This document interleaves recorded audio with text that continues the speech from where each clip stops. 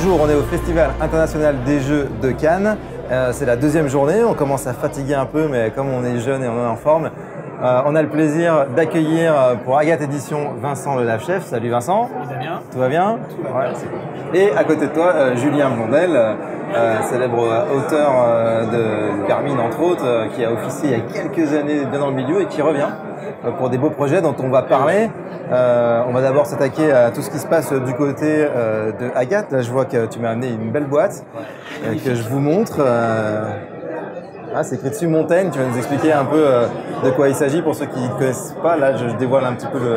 Septième mer, c'est la boîte du coffret collector de 7e mer, là où on va pouvoir ranger ces livres collector, justement. Ça faisait partie du pledge de 7e mer. Qui a été un financement participatif très en gros, avec beaucoup de matériel qui a été débloqué. En juin 2017. Voilà, il y avait une partie du financement participatif qui avait été qui est sorti l'année dernière. Le livre de base et le premier supplément aussi.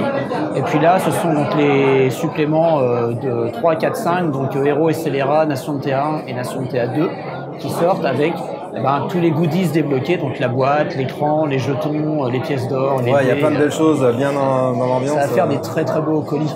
Voilà. D'accord. C'est en route vers la France, c'est quelque part sur l'océan. D'accord, la production est terminée. C'est terminé, voilà. On attend, alors on va le recevoir courant mars. Voilà, et ensuite le temps de faire les colis, d'envoyer ça aux gens qui ont pledgé, ça va arriver chez les gens en avril, et puis voilà, et après en boutique. C'est une super nouvelle. Qu'est-ce qui se passe d'autre pour Agathe sur les autres jeux là, sur Cannes ou dans les mois, semaines à venir? Alors Agathe, on en est au moment de la finalisation des projets, des financements participatifs passés. Donc en avril, on va avoir Déargues qui va sortir, enfin.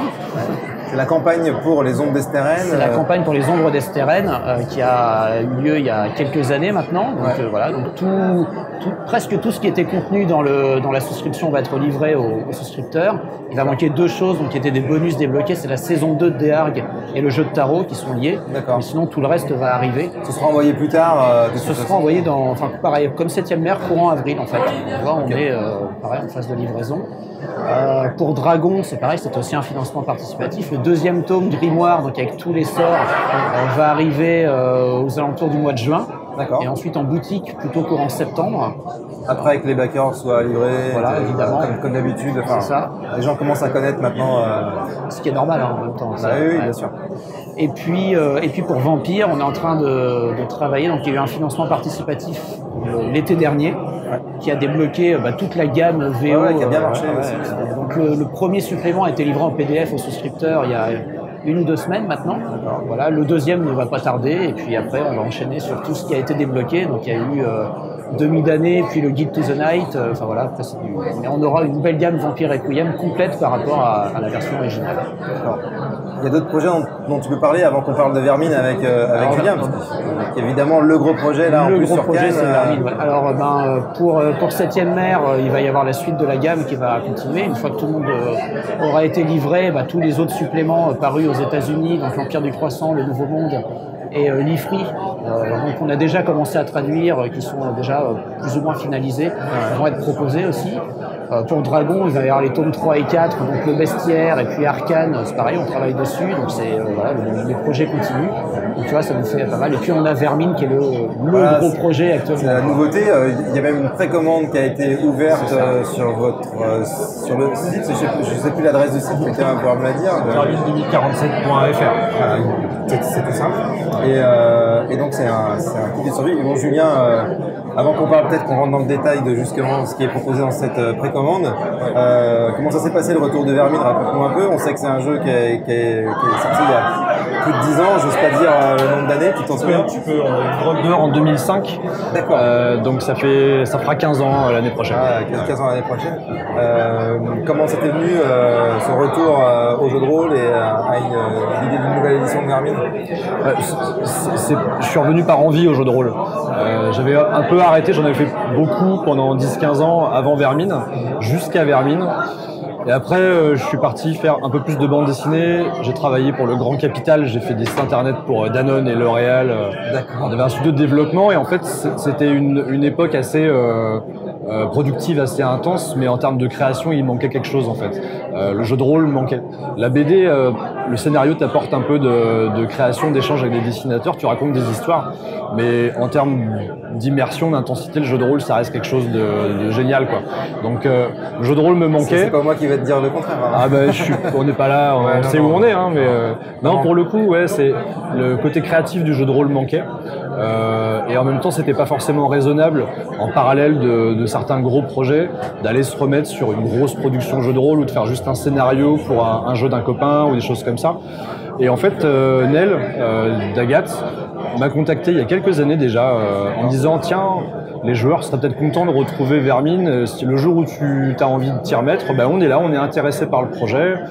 Et j'aimais bien leur côté un peu fou, un peu plein d'idées et leur approche très communautaire. Ils adorent leurs joueurs, ils font des concerts pour leurs jeux.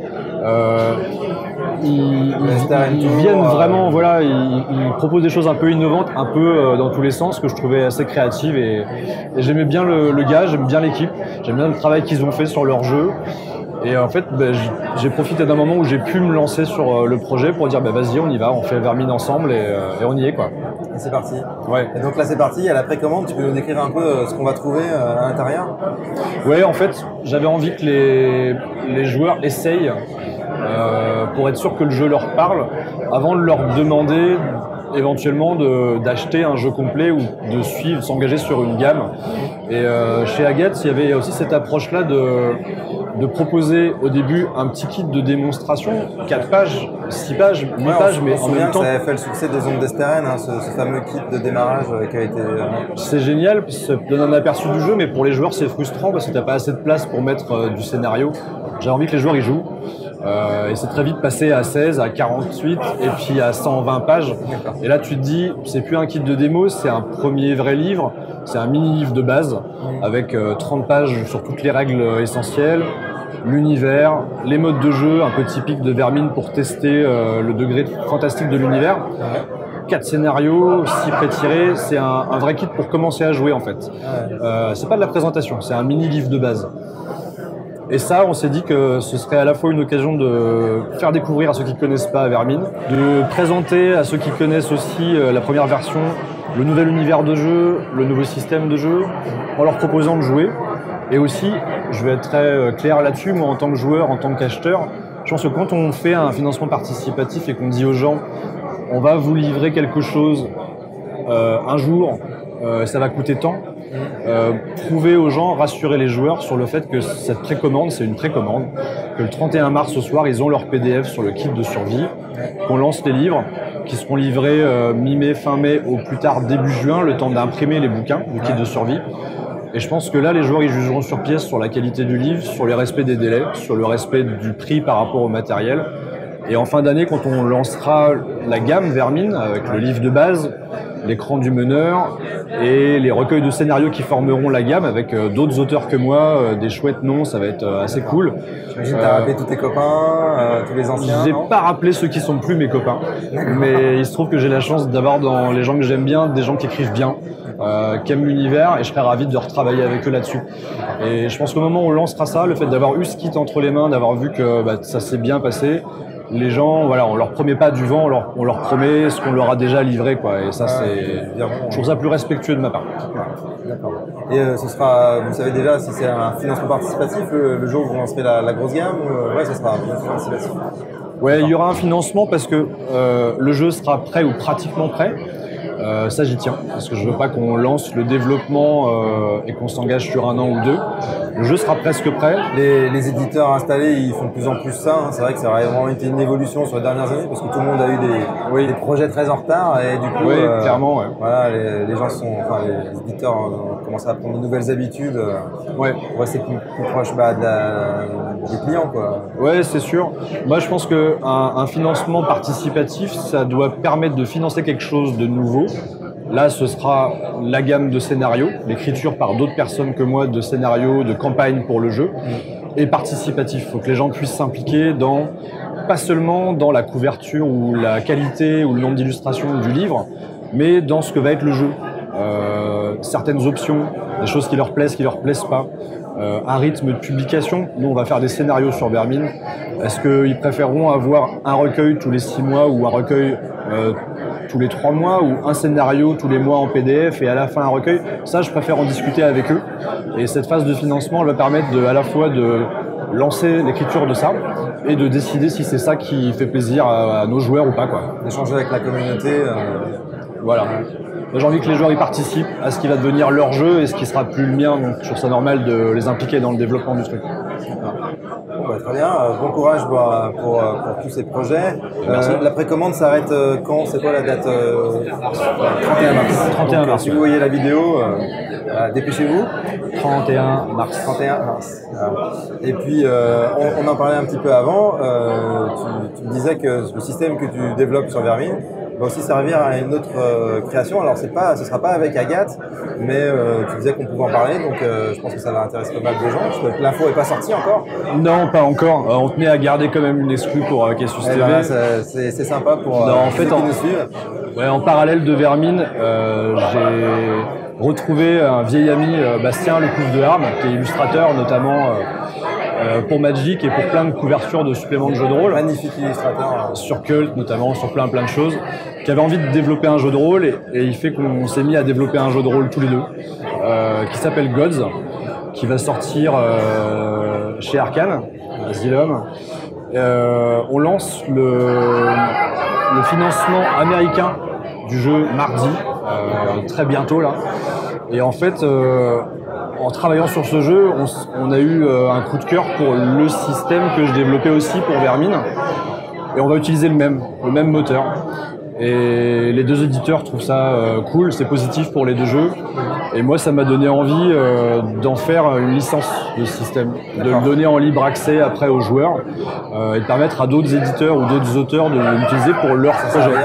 Et voir développer avec le même système de jeu un univers de post-apo un peu bizarre avec des insectes et un univers de dark fantasy épique avec des dieux et des héros, et le système marche sur les deux, bah, ça me conforte dans l'idée qu'on peut peut-être en faire quelque chose qui va plus loin et qui m'échappe et dont les joueurs s'emparent. Donc on aura le même moteur de jeu qui s'appelle Totem sur Vermine et sur Gods.